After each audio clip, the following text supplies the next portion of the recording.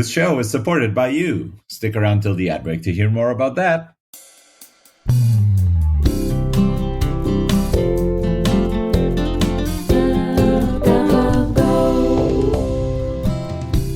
This is Cup of Go for November 7th, 2025. Keep up to date with the important happenings in the Go community in about 15 minutes per week. I'm Shai Ahmad. And I'm Jonathan Hall. And I'm compensating for feeling a little sick. Yes. No, in 3 minutes, the energy is going to come back to, back to the mean.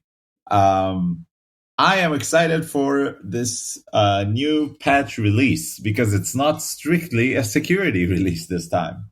Whoa. Yeah, let me tell you about it. So it's actually bugs from the security release. No, and some other bugs. Like this is not normally what we see in patch releases, but there's a lot of, I call it bugs, but it's not like it's like edge cases that were eventually found, feels to me, in the compiler and the linker and in the net library. So I picked 3 that I liked. Would you say these are subtle bugs? Yeah. Yeah, because one of them is in the crypto subtle package. The ones that are in the subtle, the ones that are in crypto, I just glaze over. I have no way to parse them even. But I wanted to sort of quiz you to see if you would have been able to even understand that these are bugs. Try me. So this is going to make for great audio, by the way. Let me read you this HTTP address, and you let me know if you think it's correct. I'll tell you right now, it's not correct. I can tell you right now. All right. You're putting your bet right now, even before I start reading it? I am, yes. All right, let's check. HTTPS:// That's fine, right? That's normal. That seemed good. Open square brackets. Okay. : Okay. FFFF : 192.0.2.1 close square brackets. It sounds like it's an IPv6 address. Is that a valid address. address or not? It sounds like an IPv6 address, but I don't know. My but IPv6 it was pretty ends low. with IPv4 address. So it starts with a thing that looks like, the : FFFF. After the last colon, it's an IPv4 address, 192.0.1. I'll tell you, if I were to counter that, I would assume it was a spammer or a scammer, and I would just skip it, whether it was legitimately syntactically correct or not. That's about as far as I would get with thinking it through. So the Go runtime agrees with you, which is why in a recent fix to a vulnerability, which I even think we discussed on the show, like in passing, that the parse function permits values that aren't IPv6 in the host component in the square brackets. Someone added this exact test case to the URL test parse function and said like false, this should return false. This shouldn't work. And then Heartwork, which is Sebastian Pipping, doing open source work in the Free Software Foundation Europe from Berlin, was just like, hey, this is not actually true because you can put IPv4 addresses inside IPv6 addresses, and that is legitimate. Look at RFC 3986. You know me, the moment we open RFCs, I'm happy. Yeah, I'm a happy camper. So yeah, this is actually a valid address. In a recent security fix, they made it like, oh, this shouldn't work. But it actually should work. Yeah, very, very surprising behavior for sure. I wouldn't be able to read these addresses. I hope I'll never have to implement this parser. Luckily, I don't have to because Sebastian already implemented URI parser, which is a strict RFC compliant URI parser written in like C. So he knows what he's talking about. I hope at least. Cool. On the end, by the way, if you thought like this IPv6 syntax is pretty complicated, here's another like riddle for you that they resolved in this release. Do you know the any keyword? Yeah. Like the empty interface, right? Yeah. Yeah. So any that accepts an empty function equals any empty function. Say it again. What should it return? You're like comparing two interface values, basically. I don't have any idea what that should return. I don't think comparing interface values is necessarily supported, or I don't know what that does. So it should panic The documentation says, if you compare two interface values with identical dynamic types, you should have a runtime panic. And we just forgot to implement it.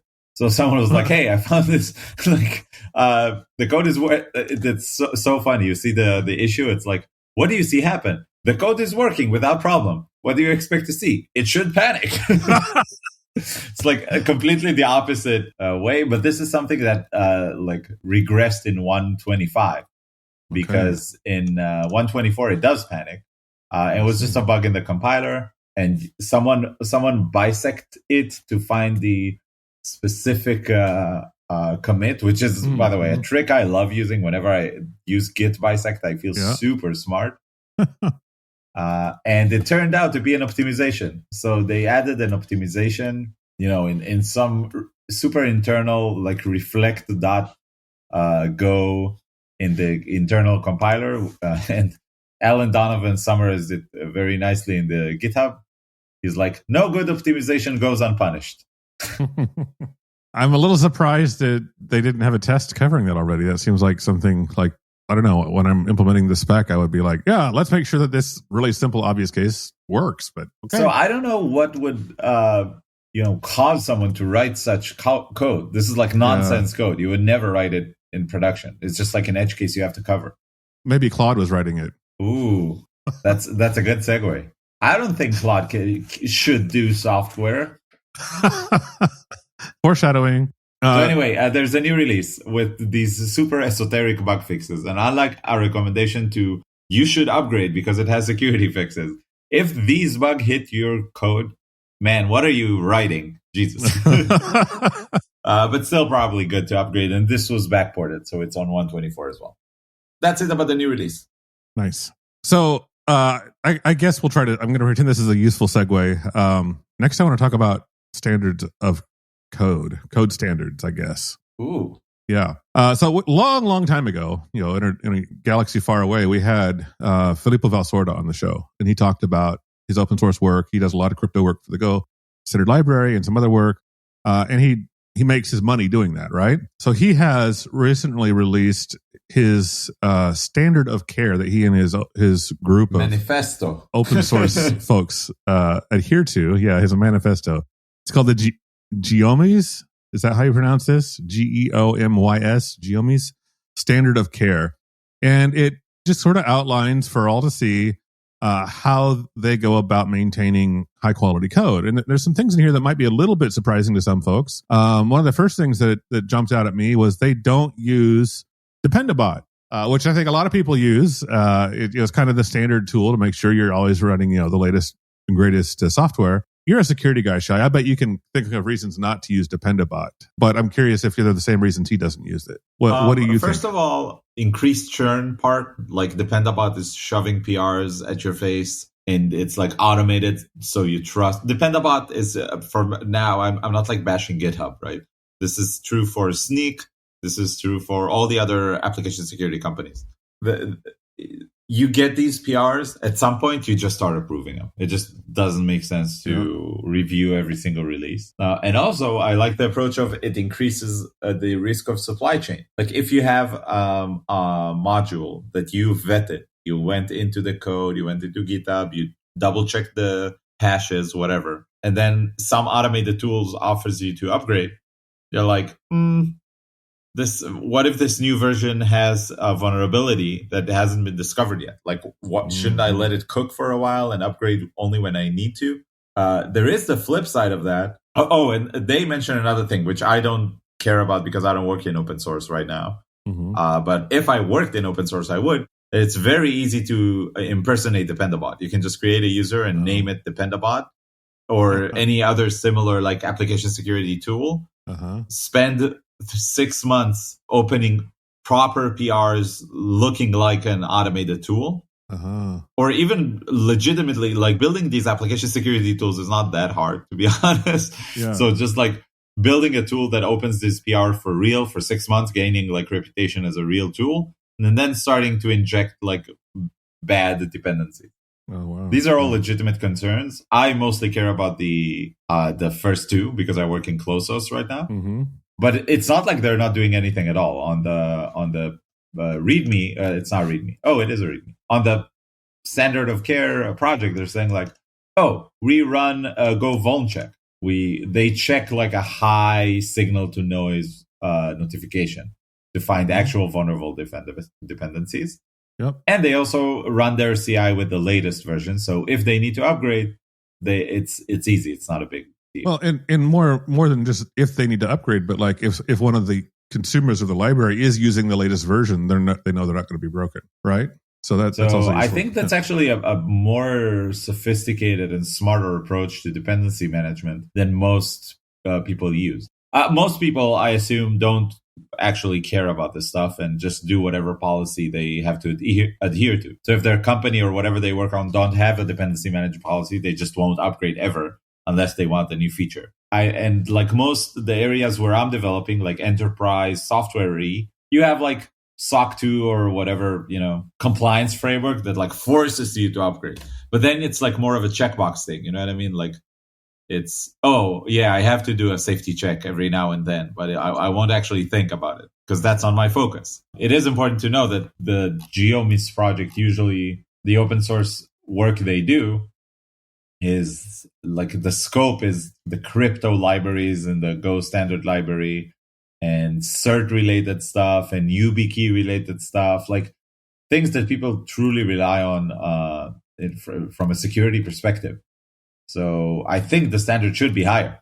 Like this, it's great that they're raising the standard. I don't think everybody should have this focus on, my supply chain should be the best. For most people, it doesn't matter as much, but I'm really happy to see this part in the README.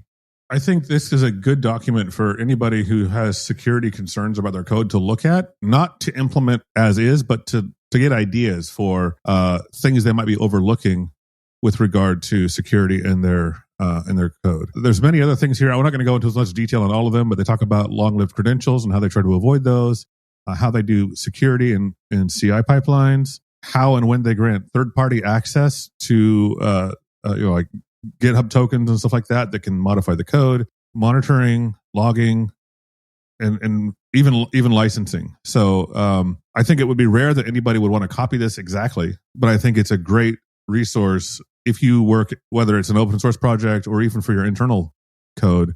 There's probably something you could learn from this, and you might want to pick and choose 2 or 3 things from this to implement on your own projects. And not to like, I'm in security. I learned about a new tool here from this this document. I learned about Zismore. I haven't tried it yet, but I added it to my like ever increasing to-do list of things to check out. Yeah, it's a good document, which is a good opportunity to talk about why we think Filippo is doing really bad work on crypto. So all this stuff was just like, so much attention, so much work, so much like human attention into crafting incredible software, and then you add it to the backlog of things to talk about in the show. Oh, Filippo is vibe coding all of our crypto code. Yeah, so I'm just clickbaiting. I'm just clickbaiting. You are very clickbaiting. I don't think vibe coding is the right description, but let's talk about this. So Filippo, he wrote this himself, so he's telling us we're not reading between the lines here. Yeah, we didn't like spy on him and find and like. By the way, Filippo, the new couch looks great from the tree outside, where I'm sitting and with my binoculars. Looks great. So switch the pillows though. Anyway, what has he been doing with Claude? Yeah, so last week he wrote this blog post called "Claude Code Can Debug Low-Level Cryptography," and he goes into some work he was doing on a new implementation of MLDSA. I don't have any idea what that is, except that it's a post-quantum signature algorithm. But he's working on that, and there was a hairy bug, and he had a difficult time with it. And so he started using Claude Code version 2.0.28 with Opus 4.1 and no system prompts, and gave it the following prompt. Typos included. I implemented MLDSA in the Go standard library, and it all works, except that verification always rejects the signatures. I know the signatures are right because they match the test vector. You can run the tests with bin go test blah, blah, blah. You can find the code in blah, blah, blah. Look for potential reasons the signatures don't verify. Ultrathink. I spot checked, and W1 is different. I don't know what that means, but it doesn't matter. To my surprise, and this is him speaking again, to my surprise, I pinged it a few minutes later. It pinged me a few minutes later with a complete fix. Claude Code found the problem and fixed it. I think that's pretty amazing because Claude Code is mostly good at adding bugs to my code, it seems like. I mean, if this is not proof that I hear a lot of talk about, it's going to replace, it's going to whatever. But I think this is a really strong proof that it can augment. Like Filippo, according to the blog, clearly a senior Go developer. We had him on the show, whatever. He was tired and then let the AI take over. And the AI was able to, like, within the context of him, like, giving all the context and having all the code, having all the tooling and all the understanding and exactly like showing you how to run the test and giving all the context, whatever, managed to basically generate like an hour's worth of work for him when he was too tired to do it. Like, we wouldn't get this value. Super surprising. But then obviously he threw the fix away because the actual fix was better. Yeah. But it saved all the debugging time. But it found the solution. It found the problem, and it was still very valuable. Very, very cool. It is important to know that, he discloses that he has a free key for Claude Max, but they didn't like pay him to do a sponsored segment or anything. They just gave him the free coupon. What do you think about this? So I've been using Claude a lot lately. It's still very much an experiment. Claude Code? Yeah, Claude Code. And I don't know. I have very mixed results. Sometimes it's great. Sometimes it's terrible. I still don't know if it's a net productivity gain. Certainly there are times when it definitely is, especially for like refactoring where it's sort of rote repetition. I have a guy on my team who's using Claude Code, and he's using it, he's integrated it with the various MCPs. He has like custom commands. You'll sit at the office, suddenly you'll hear like, Claude Code needs your attention. Like his computer will yell at him. But I don't get it. I'm still with Cursor. I'm working with like multiple sub-agents, but I need the IDE. I need to like navigate between files and look at the code. I can't just do English. I don't know. I use Claude Code integrated with my IDE, so I don't know what the difference is, but there probably is one. I still don't get it, but maybe it's just it's true that different tools for different people. I use pretty much the same MCPs and the same capabilities. I do love the blog post though. I think it's really good. Yeah. And also you can look the funny thing is you can look at Filippo coding all this stuff. He has a link to his Twitch. You can just watch like 8-hour or 4-hour recordings of him coding it live on Twitch, which I think is super cool as well. Yeah. Part of the transparency, I guess. So let's do a quick break and then we'll be back with another new segment, I guess. All right, let's go.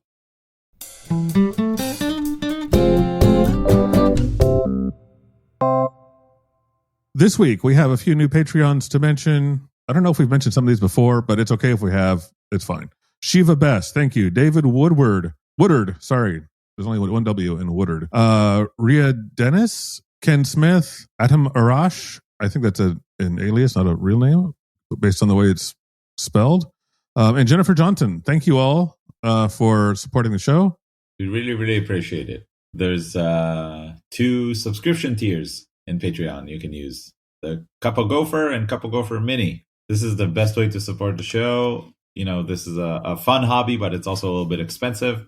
And this just helps us recoup some of our costs. And by the way, I don't want to be too pedantic, but there are 2 D's in Woodard. One in the middle and one... Not 2 W's. Did I say D's? Yes. I thought I had said Woodward, but it's Woodard. And I meant to David, say there's not 2 W's. Thank you so much. It's 4 D's if you count the first name. That's true. Anyway, that's the best way to support the show. But if you want to support the show in other ways, find past episodes, buy new swag, find all the links, transcripts, whatever, you can go to cupogo.dev. That is cupogo.dev. Or join our Slack channel at #cupogo in the Gopher Slack. That's like cup upcase with hyphens. And you can also email us at news@cupogo.dev. How else can listeners who are listening right now help the show out? You could leave a review. You could share the show with your friends, your colleagues, your coworkers, other students you are studying with. A rating on iTunes. I'm not in the Apple ecosystem. I know that's not the name anymore. Apple Podcasts. It's Apple there you Podcasts go. now. Okay. Or Spotify. or Spotify or all of those places. Spread the word, basically, is kind of what it comes down to. By the way, we always say co-students because in my mind, students are listening and they could tell the show to their fellow students in class. But it could be your students if we have a professor, like a comp sci professor listening to the show. Yeah. You can make it required listening and put it in the test at the end of the semester. We'd be super happy if that's the case. Interesting. And just mentioning, in case you missed it in the last few shows, I mentioned the swag. We have a lot of new swag. I'm just still wearing my Cupago hoodie, which I really like. But if you visit the store link, store.cupago.dev, you'll find the new sticker, which is the Range Over Brewster recursive Cupago sticker. The new cap, the new baseball cap, it's embroidered, so it looks really high quality. And it is really high quality. I've worn it on a few hikes already. It does protect you from the sun, as advertised. And some Go socks you can wear on your legs, on your feet. Which I haven't tried yet. I don't know if they're good because I have enough socks, so I didn't order another pair. But if any brave listeners wants to order them and let us know if they work well, and send us a picture of you sporting the socks, that would be great. Yeah, for sure. Yeah, so that's everything, and we just want to say thanks for listening. The show's been going great lately. A lot of listenership. I visited the Transistor stats again. It made me feel really good. I don't know if you visited that page recently. Not lately. I visited our stats. I haven't done so in a while. Our all-time downloads have passed 150,000 downloaded episodes. Holy cow. That's a lot. I don't know if it actually means anything because, downloads, podcast statistics are always kind of funky. But yeah, it looks like people enjoy listening to the show, basically. I think what might be more impressive is that the average downloads per episode is now over 1,000. That's really cool. That's really, really cool. It's a little bit intimidating that people are listening to that much. 1,000 people. Well, I'll get excited when it passes a round number, 1,024. Okay, got it. And thanks everybody for listening and telling other people about the show. And I always looking at the countries as well. At the where we have 0.14 listenership in Chile or in Armenia or in Cyprus, 0.1. I want to do a quick shout out to Mariah, who of course is one of the co-organizers of the Go West conference. She and I were chatting after the conference when I was there a couple weeks ago, and she just did she said thank you to me personally for doing Cupago, and that it was expressed that it was, in her opinion, one of the highlights of the Go community. So thanks, Mariah, for the encouragement. And as far as I know, Shai and I will keep doing it for a while. I don't think either of us have plans to quit. All right. So in great news, great timing, we're moving on to the news. I'm quitting the show. No, I'm just kidding. It's about time. I've been looking for a new co-host for a while. I can't with all this security talk anymore. It is important to know that Utah is I think in the top 50% of states listening in the U.S. Alaska is near the bottom. South Dakota, you have some. We need to find gophers in South Dakota. We have 0.02 listenership there. But hey, number one is my current home state, California. Woohoo, because they're the number one. Once again, California is the best state in America. all the American listeners are New York is at the number 3. Maybe we should get the new mayor to sponsor Cupago. We just missed it. We should have done. We should start doing political. We should have made some campaign donations. All right, that's it for the ad break. We have one more thing to talk about, so stick around. So let's talk about Go Podcast and Go Podman or whatever this is. Yes. You don't listen to other tech podcasts, right? Not so much. We talked about this a few times. Yeah. Sadly, I wouldn't even listen to my own podcast. It's not my genre. I think sometimes I ask you if you listen to episodes where you're sick or whatever, or you're traveling and I have someone else co-host instead of you. I usually don't. I spot listen. Very awkward. Listen. Yeah, I do. I like listening to other podcasts in general. Now that I moved to the US, I listen to a lot of Israeli podcasts, actually a lot more than I used to, just to sort of stay in touch. But recently I found out about Go Podcast, which is Go space podcast, open paren, close paren. So like starting a Go routine. So you can listen to it in the background, basically. Yeah, you can listen to it async. By the way, shout out. I don't know, like, what's the etiquette of in a podcast shouting out another podcast. I like it. I recommend you listen to it. And, you know, it's another place. I think we're supposed to be mortal enemies. Like, listen to our podcast instead. Yeah, I don't know. It's pretty good, though. It's pretty good. So you should probably listen to it. It's a Dominique Saint-Pierre just doing like episodes about Go. There's also a channel in the Go for Slack, by the way, Go Podcast. I wonder if any of our listeners accidentally went there or the other way around. But yeah, it's a pretty good show. It's either like short episodes where Dominique shares something or slightly longer episodes with an interview. And in episode 64, he talked about Podman, the rootless alternative to Docker. And Dominique, he said you wanted some audio snippets you could put in the show for like a bit of a more dynamic approach. Feel free to take all the audio you're hearing right now and put it in the show. We love Go I love Go Podcast. I think it's a really good podcast. If you want to upload this whole episode to your channel, that's fine. I don't know about that. That's exactly what Filippo was warning about with supply chain attacks. People will just load this latest and greatest podcast episode and they'll get a totally different episode. That's a good idea. Fishing via podcasting. There we go. Pod fishing, the latest craze. So I wanted to ask you about Docker. Excuse me while I go typo squat the Go podcast channel on the Go for Slack. Yeah. Do you use Docker? I use Docker quite a bit, yes. Have you ever considered any Docker alternatives? Yes. I used one many years ago. I don't remember what it was called, but it was just for building Docker images. It wasn't for the runtime. It was just for building Docker images. And that was because it was faster, but it had a lot of limitations that made it not useful in most scenarios. And I don't know what the state is today. But So the episode in question, episode 64 of Go Podcast, talks about Podman, which is a rootless alternative to Docker, which led me down a little rabbit hole. In my company, we use Docker right now. The way we use Docker is we run Postgres locally. So I think a super bog standard way, you run Postgres locally for your local application, right? Yeah. What could you want? You could want better startup time, because when you're starting up your Mac and then booting up Docker Desktop, it takes like 15 seconds to load. And I have the latest and greatest M4 Pro, blah, blah, blah. It's not a resource issue. You could want less of a resource footprint, so you can run a lot of these at the same time, right? Sure. Without a lot of overhead. And you'd basically want this to work with all the Docker commands you're already used to, because everything already works like that and everybody's experienced with that.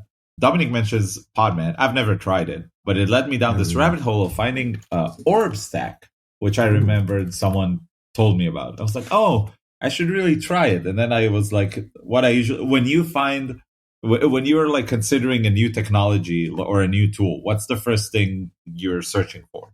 I like literally, what do I search for in the search bar? Yeah, like what do you want to find before you try it out? I usually type the name of the technology versus and see what autocomplete pops up to give me a list of alternatives. So that's crazy, because that's exactly what I did. And I found OrbStack, Podman, Docker, and Colima. Okay. And then the second thing I do is I type the name of the technology I want to check right now, space Reddit. And then I start looking for it in Reddit. But I don't think that works anymore, man. I think like companies have wised up to that. They like pay people to do it, and they have a lot of AI writing like good reviews there. So I don't know. I need a trusted source. So I looked at like OrbStack. Apparently it's paid. So I don't think I have enough pain with Docker Desktop to justify paying like $8 a month for OrbStack or whatever. So what's the pain that you would consider Podman in the first place? I just want it to run faster. It's just like kind of slow, and takes up a lot of power and resources. Is that like running is slow? Is that because you're on an M4 and there's that translation layer or something? Or it's building Dockers. So if I want to build my own, because we're running our containers in Azure Container App, so we have to containerize and it's going a bit slow. I think it's related to the M1 thing, to like the Apple Silicon thing, but not only. Yeah. But also just like startup time. I want to start Postgres. I want it to start just like in 0 milliseconds. And if I installed the C binary of Postgres on my machine and I would start it, it would have 0 like downtime before being ready to accept connections. But somehow with Docker, you have to pull it, and okay, so I have the image already pulled, and then I start it, and then it's like Docker Compose is starting, and you forgot to turn on Docker Desktop. I open Docker Desktop. You need to update. It's like takes 3 minutes to update. Boom, I'm already on something else. I like lost my focus. And the other thing is that I use test containers. I do too. So the startup time of the container actually impacts my end-to-end test runtime. But in that case, I talked to you about this in the past. I just don't want to use a container at all. I want to use like an in-memory Postgres implementation. Sure. But I haven't got around to that yet, and never will. I will often use persistent containers that stick around for 10 minutes or even a day, and then I can get rid of that startup time at the expense of it's running in the background all the time. And maybe that matters if you don't have a lot of memory or something. But I just want like 15 of them, but because I run the tests as many cores as I have -1. So for me, it's like 15. But that's a good idea as well. But it's just so fussy with Docker. I wanted to see if there's something better. It's a tool I use all the time. It's not a big pain, but this episode from Go Podcast brought it to my attention. You're just using like rock and plain Docker, right? I use plain Docker. I hear people complain about Docker Desktop. I've literally never used Docker Desktop and can't imagine why I would ever want to. Like, I don't know what problem it solves. So it's a good chance to mention you're on Linux, right? Does that make a difference? So it solves problems of people not using Linux. There's no other way to run the Docker container on the Mac. You have to install the desktop version. Well, that's ridiculous. But that's, again, also another pain. Like every developer that comes to the company has to install this like GUI desktop application. And when you open it, it like suggests you log into the Docker container registry with using like your users. So you start paying. Can't you just run a VM or something and run your Docker stuff in a Linux VM? I mean, you want it to run as close to your software as possible, I feel. Like you don't want it behind another VM and another blah, blah, just to avoid the pain of installing this app. But I'm looking into Colima. I might even try it today, which is container runtimes for macOS, which is open source. So I think I might try this version next. And all this experimentation is thanks to this podcast. So maybe you should start listening to tech podcasts, man. But maybe I should, but it sounds like you're solving a bunch of problems I don't have because I use Linux. Skill issue. You heard it here first. It's a skill issue. If you're listening, hey listeners, if you're listening to a tech podcast, you're just not skilled enough. That's what Jonathan Hall is saying. That's right. All right. I think that does it for the show. Maybe we'll do a lightning round next time. Let's do it next time. Thanks a lot for listening, everybody. Program exited.